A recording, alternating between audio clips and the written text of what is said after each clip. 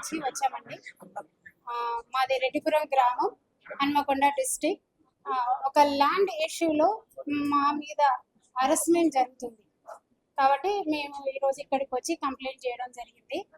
మాకు వారసత్వంగా వచ్చిన భూమి మీద కొంతమంది దుండగులు పొలిటికల్ ప్రెషర్ వల్ల మా మీద దౌర్జన్యం చేయడం జరిగింది. 2017లో మాకు హైకోర్టు డిక్లేర్ చేసింది the land 126 survey number belongs to us అని చెప్పేసి. అయినప్పటికీ కూడా ఆ తర్వాత 2019లో మేము హౌస్ పొజిషన్ తీసుకొని house tax, property tax, electricity bill ఇవన్నీ కూడా మా దగ్గర డాక్యుమెంట్స్ ఉండి మేము అక్కడ ఒక రూమ్ని ఏర్పాటు చేసుకొని ప్రారీ గోడని కట్టుకోవడం జరిగింది. 2019 నుంచి మేము అందులో యాక్టివ్ పొజిషన్లోనే ఉన్నాము. మాకు 2024 ఏప్రిల్ వరకు ఈ ల్యాండ్కు సంబంధించి ఎటువంటి ప్రాబ్లమ్స్ కానీ ఎలిగేషన్స్ కానీ లేవు. ఇంతకుముందు ఉండడం వల్లనే మేము న్యాయస్థానాన్ని ఆశ్రయించడం జరిగింది. న్యాయస్థానం మాది అని డిక్లేర్ చేసిన తర్వాత మేము యాక్టివ్ పొజిషన్ తీసుకున్నాము. కానీ రీసెంట్గా 2024 మే నుంచి మా ల్యాండ్ని కబ్జా చేయడానికి ట్రై చేస్తూ మమ్మల్ని హరెస్ట్ చేస్తామని చెప్పి, మిమ్మల్ని హత్య చేస్తాము అని చెప్పేసి మమ్మల్ని థ్రెట్ చేయడం జరిగింది. ఇంకా చెప్పాలి అని అంటే మమ్మల్ని చంపేస్తాము అని చెప్పేసి మమ్మల్ని భయపెడుతూ ఉన్నారు. దాని తర్వాత 2024 కబ్జా చేస్తున్నాము అని చెప్పి ఒక 20 మంది దుండగులను తీసుకొచ్చి మా మీద దౌర్జన్యం చేయడం జరిగింది. ఆ టైంలో మేము పోలీస్ స్టేషన్ ఆశ్రయించాము, పిటిషన్ పెట్టాము, కానీ మమ్మల్ని కన్సిడర్ చేయలేదు. దాని తర్వాత 2024 సెప్టెంబర్ రోజున మా ప్రహరీ గోడని, ఎలక్ట్రిసిటీ మీటర్ని, దాని తర్వాత రూమ్ని కొలాప్స్ చేయడము, డ్యామేజ్ చేయడం జరిగింది. అప్పుడు కూడా మేము యాక్షన్ తీసుకోమని పోలీస్ స్టేషన్ని ఆశ్రయించినప్పటికీ కూడా దాని మీద ఎటువంటి యాక్షన్ తీసుకోలేదు. పోగా మా మీద ఫేక్ ఎఫ్ఐఆర్ క్రియేట్ చేశారు. మీకు డౌట్ రావచ్చు, మేము ఫేక్ ఎఫ్ఐఆర్ అని ఎలా అంటున్నాము అని. ఎందుకు అని అంటే 3 విట్నెస్లు ఇక్కడ ఉన్నారు, వాళ్ళని కాపాడారని, మేము వాళ్ళ మీదనే దౌర్జన్యం చేశామని చెప్పడం జరిగింది. కానీ ఇది నిజం కాదు. ఎందుకనంటే వాళ్ళు కూడా ఇక్కడే ఉన్నారు. వాళ్ళ మీద కూడా చాలా ప్రెషర్ వస్తుంది.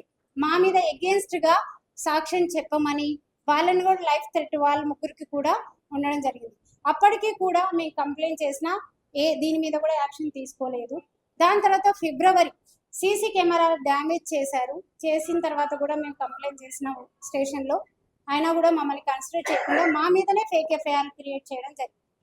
సో ఇక్కడ మాకేమనిపిస్తుంది అంటే సిఐ అనే అతను వన్ సైడ్ వర్క్ చేస్తున్నాడు. మీరు చేసినటువంటి పిటిషన్స్ మీద ఎటువంటి యాక్షన్ తీసుకోకపోగా మమ్మల్ని హరాస్ చేస్తూ ఉన్నారు పదే పదే. రీసెంట్గా ఈ నెల 18th రోజున మా సైట్లోకి ఎవరో దుండగులు వచ్చారు అని చెప్పేసి మాకు వేరే వాళ్ళు చెప్పారు. ప్లస్ సీసీ కెమెరాలో చూసుకొని మేము సైట్కి వెళ్ళాలి అనుకున్న టైంలో సిఐ సార్కి ఫోన్ చేస్తాం, మేము ఎటువంటి యాక్షన్ తీసుకోలేము, మీరు 100 డయల్ చేయండి అని చెప్తారు. 100 డయల్ చేసిన తర్వాత 100 డయల్ పోలీస్ రావడం, నేను కంప్లైంట్ చేస్తాను. అక్కడికి వెళ్ళిన తర్వాత వాళ్ళు మమ్మల్ని దౌర్జన్యం చేసి మిమ్మల్ని చంపేస్తాము, మీరు ఇక్కడికి రాకూడదు, ఇది మీకు సంబంధించినటువంటి సైట్ కాదు అని చెప్పేసి మా మీదనే దౌర్జన్యం చేసి దుర్భాషలు ఆడడం జరుగుతుంది. ఆ తర్వాత నేను 100 డయల్ చేసిన దాన్ని నేను కంప్లైంట్ చేసిన వాళ్ళం మేము. పోలీసు వచ్చి మా కంప్లైంట్స్ తీసుకుంటారు. తీసుకున్న తర్వాత ఏమంటారు అని అంటే హైయర్ అఫీషియల్స్ మన స్టేషన్లో లేరు, 5 o'clock ఈవినింగ్ రండి అని చెప్తారు. 5 o'clock వెళ్ళినప్పటికీ కూడా అక్కడ ఎవరు అవైలబుల్గా లేరని చెప్తారు. సో దీని మీద ఎటువంటి యాక్షన్ తీసుకోలేదు. నెక్స్ట్ డే 19th రోజున మళ్ళీ నేనే ఫోన్ చేస్తాను 100 డైల్కి. అప్పుడు కేయూ పోలీస్ స్టేషన్కి రండి, వచ్చి కంప్లైంట్ చేయమని చెప్తారు. కానీ 19th ఇచ్చిన కంప్లైంట్ ఇప్పటి వరకు కూడా కన్సిడర్ చేయలేదు. కానీ విత్-ఇన్ అవర్ ఆఫ్ టైంలో నా మీద ఎఫ్ఐఆర్ ఫైల్ అయింది. నాకు చెప్పడం మటుకి హైయర్ అఫీషియల్స్ స్టేషన్లో లేరని చెప్పిస్తారు, కానీ నా మీద ఎఫ్ఐఆర్ ఎట్లా ఫైల్ చేస్తారు అనేది నాకు వస్తుంది. సో ఈ విషయంలో మాకు న్యాయం చేయాలని మిమ్మల్ని కోరుతున్నాము. ఇంకో విషయం ఏంటి అని అంటే, మీరు ఇద్దరే ఒంటరి మహిళలు, మేము చంపేసినా కూడా మీకు పోలీస్ డిపార్ట్మెంట్ ఎలాంటి సపోర్ట్ చేయదు అని చెప్పి ఎగ్జాంపుల్స్ కూడా చెప్పారు. మీ కాంపౌండ్ వాల్ని మేము చాలా డ్యామేజ్ క్రియేట్ చేసాము, అయినా రాలేదు. సీసీ కెమెరాలు చేసాము, లేదు. మిమ్మల్ని చంపేస్తామని థ్రెట్ చేశాము, ఎటువంటి యాక్షన్ తీసుకోలేదు అని చెప్పేసి మమ్మల్ని బెదిరించడం, ఆ ఇన్ఫర్మేషన్ ఇవ్వడము చేయడం జరుగుతుంది. సో ఇక్కడ మాకేం అర్థమైంది అని అంటే department is working one side, మాకు ఎటువంటి సపోర్ట్ లేదు, మాకు లైఫ్ థ్రెట్ ఉంది. అదే కాకుండా మేము ఎక్కడికి వెళ్తున్నాము, ఏ కార్లో వెళ్తున్నాము, ఏ బండి మీద వెళ్తున్నాము అని చాలాసార్లు నన్ను ఫాలో అప్ చేశారు. అందులో ఫైనల్గా ఏమంటారు అని అంటే ఈ సైట్ నుంచి మీరు వెకేట్ చేయండి, వరంగల్ నుంచి వెళ్ళిపోండి, ఇక్కడ మీరు ఉండడానికి లేదు, ఇక్కడ ఉన్న కొద్దీ మీ మీద ఇలాగే కేసులు పెట్టడము, ఎఫ్ఐఆర్ ఫైల్ చేస్తాము అని మమ్మల్ని బెదిరిస్తున్నారు. అంతేకాకుండా నా పేరు మీద రౌడీ షీటర్ కేసు ఓపెన్ చేస్తారంట. సో అది నిజంగా బాధాకరం. ఒక లేడీ మీద రౌడీ షీటర్ ఓపెన్ చేయడము అనేది చాలా బాధిస్తుంది మమ్మల్ని. సో మమ్మల్ని రక్షించాలి అని మిమ్మల్ని మేము కోరుకుంటున్నాము.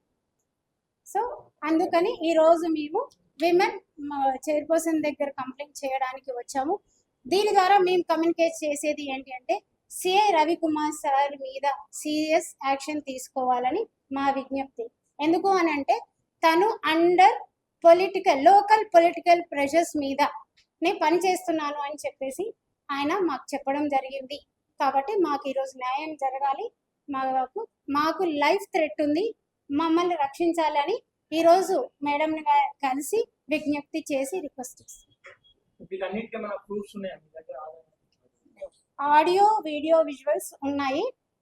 మాకు ఎప్పుడు పర్మిట్ చేస్తారో ఆ రోజు మేము డాక్యుమెంటేషన్ లో తప్పకుండా మేడం గారికి సబ్మిట్ చేస్తాం. ఆ మేడం పెటిషన్ ఇవ్వమని చెప్పారు, తప్పకుండా యాక్షన్ తీసుకుంటామని చెప్పారు. West MLA Nayani Rajender, Warangal west MLA.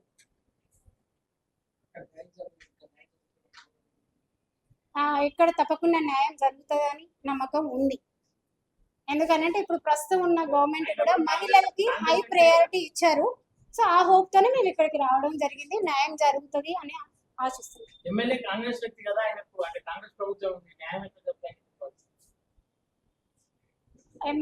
MLA అని అతను డిఫరెంట్ అని నేను అనుకుంటున్నాను. సీఎం సార్ ఓవరాల్ గా ఇన్ఛార్జ్ కాబట్టి మహిళలకి ఎక్కువ ప్రయారిటీ ఇచ్చాడు కాబట్టి ఆ నమ్మకంతో న్యాయం జరుగుతుందని అనుకుంటున్నాను.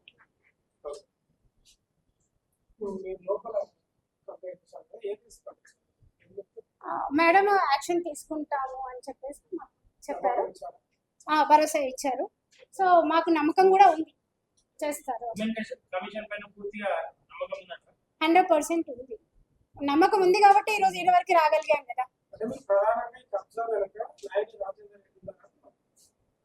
ఉన్నారని ఉన్నారు, బలంగానే చెప్తున్నారు.